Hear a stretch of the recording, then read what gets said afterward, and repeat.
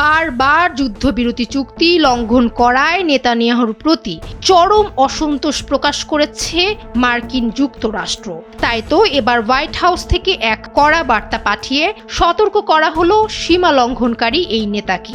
ফিলিস্তিনের মুক্তিকামী সংগঠনের এক নেতা নিহত হওয়ার পরই এই সতর্কবার্তা পাঠানো হয়। যুক্তরাষ্ট্র ভিত্তিক সংবাদ মাধ্যম ওয়েবসাইট এক্সিওসের খবর অনুযায়ী ফিলিস্তিনের মুক্তিকামী সংগঠনের নেতা নিহত হওয়ার পর নেতানিয়াহুকে একটি গোপন বার্তা পাঠায় হোয়াইট হাউস।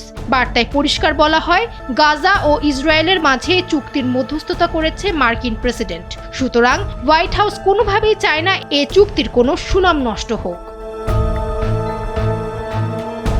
মার্কিন প্রতিবেদনে বলা হয়, নেতানিয়াহুর উদ্দেশ্যে সতর্কবার্তায় লেখা ছিল, আপনি যদি আপনার সুনাম নষ্ট করতে চান এবং দেখাতে চান যে আপনি চুক্তি মানেন না, তবে সেটি আপনার বিষয়। কিন্তু প্রেসিডেন্ট ট্রাম্প যেহেতু গাজার চুক্তির মধ্যস্থতা করেছেন, সেক্ষেত্রে আমরা তার সুনাম নষ্ট হতে দেব না।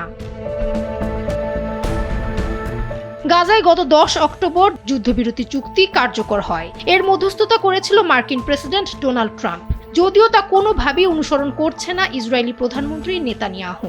যুদ্ধবিরতির মধ্যে 391 ফিলিস্তিনি নিহত সহ 1063 জন আহত হয়েছেন। ডেস্ক রিপোর্ট, সময়ের আলো।